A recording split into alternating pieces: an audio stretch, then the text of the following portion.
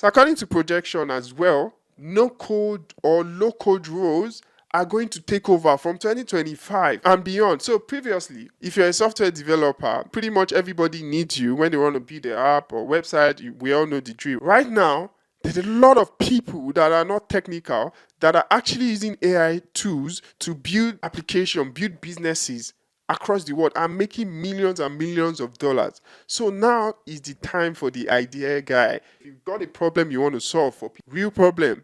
Now, the technical stuff is not going to stop you. It's not going to get in your way anymore, which is good news. Like, I'm not a technical guy, even though I did computer science. I don't like coding, but in an era where I can go and prompt an AI tool and say, I want a website, and in 5 minutes it's giving me at least baseline, and I can prompt it more and makes it better. If I wanted to build an app, I can build it with AI too. So the limitation we had like few years ago has all dissipated. Now the realm of possibilities is like exponential. And that's why if you're leveraged, if you're skilled, if you're position yourself for the new curve, AI, which is AI, then you might find yourself in the value of wealth. And this is an important thing. So upskill in the area of AI so you stay on top of technology trend. Now, this is not just another trend. You can make a lot of money if you position correctly. But why am I saying this? Because even myself, I remember like when I wanted to build a website a couple of years ago, I had to learn some CSS, HTML, all of those things to make the website look better, presentable. Right now, a prompt can get you started in 5 minutes. It's the speed, it's the pace. Just think it, you can achieve it. So let's talk about, now that we know that AI low-code tools can help you scale, if you've got the idea, if you know how to use it, then let's talk about some of the roles that you would need to focus on. For me, I love no-code roles. And I'm going to talk about why I love the role in a bit, but let's talk about the fact that whether you're a business analyst, you're a project manager, you're a scrum master, product owner, all of you need to definitely learn AI, because interview questions going forward from this year, they want to know how you're using AI in your role. So you need to be exploring, how is AI making me faster, better, more efficient as a business analyst, as a product owner in my role, and position yourself to learn so that you maintain your competitive advantage. If you look at salaries, again, going on Seek, you want to be practical here. If you check top 10 roles, top paid roles, you see that no code roles are like 5 or 6, which says a lot. So it's not the era of technical guys anymore.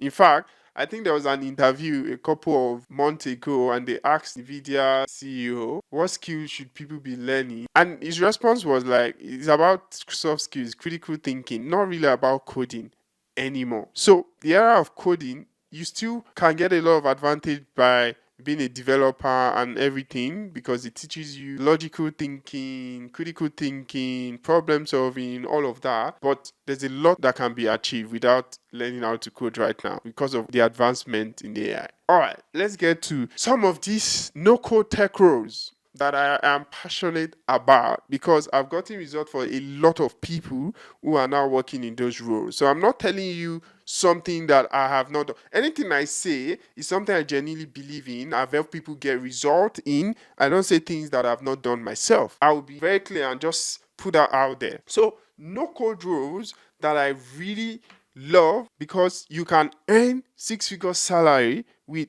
just a focused, dedicated time to learn the skills. Business analyst.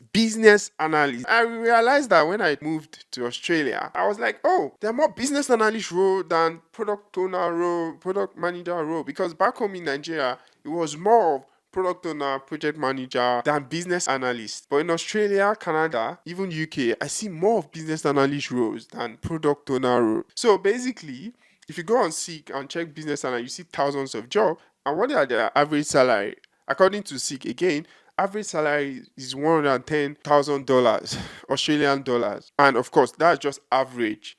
You can definitely negotiate higher based on your skills. For me, my own principle is that anybody I work with, they need to position for 6-figure salary. So minimum is 100,000 Australian dollars. 6-figure salary is my focus, and I have gotten results for all of my students that have gotten jobs. None of them have been less than 6-figure salary, and I'm very excited about that. So if you check project manager, you see average salary is 6-figure region, scrum master, product owner. So all of these roles pay average of 6-figure salary. But I'm going to talk about the catch. And please, if you're not subscribed to this channel, what are you doing? Smash the subscribe button. Share this with somebody. I'm sure you have somebody in your network that would benefit from this video. Please share with them. You may just change their life, because I really want people to be educated about these things. And I've seen a lot of people who are suffering from lack of opportunity, lack of education, lack of knowledge. And if you don't know, then you pay the ignorant tax. So share with a friend, help them out. All right, let's talk about some of the other benefits that people, entices people. Of course, the first one is salary. It's clear you can make money in tech. And the other thing is how you make money. There's some industry that you make money based on the hours you put in. So it is really energy sapping. It's like working with your hand. Like you're stuck there. Whether you're doing anything or not, you're stuck there. You don't have that freedom. It takes your energy.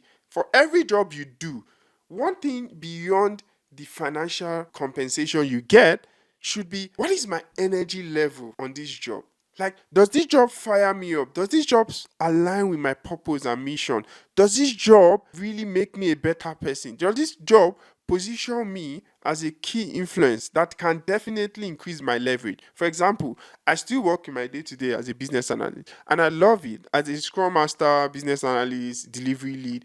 So that's what I do beyond my coaching. It aligns with my mission of adding value, because I'm in that job because I learn more working on projects with people, collaborating with different stakeholders. It makes me stay sharp, so I can impact that on the people that I coach as well. Still stay on top of industry trend, knowing what is happening there.